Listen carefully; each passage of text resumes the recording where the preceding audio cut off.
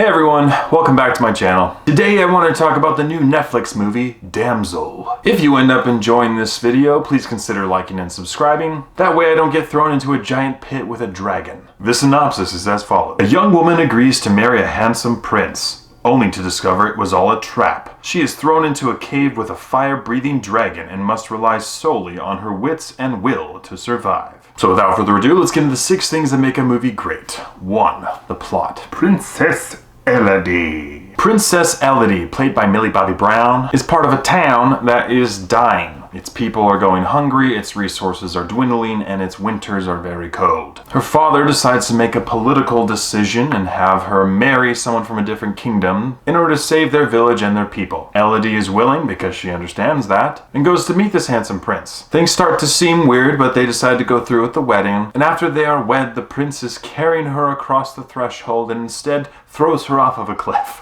Elodie finds herself in this cave unit with a dragon chasing after her and has to survive and figure out what the heck just happened, what is going on, and get to the bottom of it. As far as concept goes, I kind of like stuff like this. I just think the way that this movie did it wasn't the greatest. It just seemed like there was one convenient thing after another, and the twists that happened in this movie just made me roll my eyes. I got to the end of the film and I was annoyed and disappointed. So unfortunately for me, plot gets a thumbs down. 2 is family friendliness. Damsel is rated PG-13. There's a very mild bit of profanity, but there are a couple moments of action or violence, including some blood and gore. One of the things I have to mention in order to stay objective in this movie as well is that there is a sub-theme of all women can be perceived as good, all men bad. And I know I'm not the only one that just doesn't enjoy that.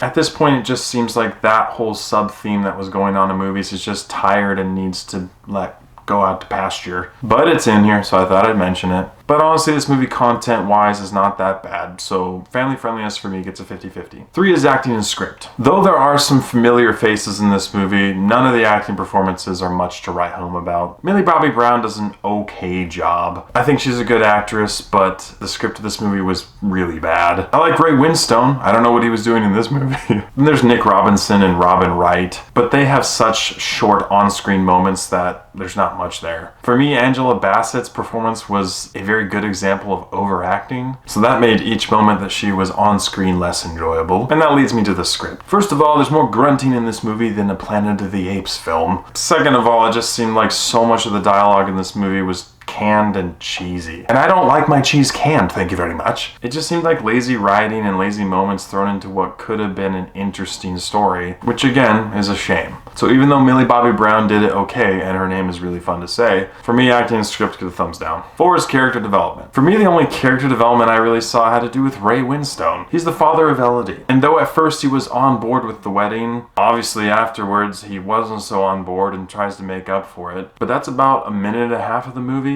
and that's about as much character development as there is in the movie. The revenge arc for Elodie doesn't do much for character development because she already is this smart and capable woman. She just has to do her best to try to figure out how to beat the dragon and get out. Sadly, another example of poor writing. For me, character development gets a thumbs down. 5 is visuals and CGI. Right off the bat, this movie for me felt claustrophobic. That's a term I'm going to start using to describe movies that are like Buried, The Guilty, etc., where you're stuck in one place for the majority of the film. Movies like that are already at a disadvantage because it takes a very well-written script and great cast to make movies like that work. This is not one of those movies. You're stuck in a cave with Elodie and her thoughts and a dragon for most of the film, and it didn't do much for me. The dragon CGI was actually pretty good though. It's kind of like a dragon cat hybrid looking thing, and I thought that was pretty dope. Other than that, I thought there were a couple cool shots, but that was it. So for me, visuals and CGI get a 50-50. And 6 is rewatchability. Damsel is an hour and 47 minutes long, and I thought that was a good runtime for a movie like this. The movie didn't feel long, it's just that the content was cheesy and boring, and I did arrive at the end of the film feeling like I wasted almost 2 hours. But I watch these things so you don't have to. The concept is interesting, the time period to me is interesting. I like dragons, I love cats. But despite those things, canned cheese is canned cheese. It's disgusting and belongs in the trash. For me, rewatchability gets a thumbs down. With all these areas considered, I have to give Damsel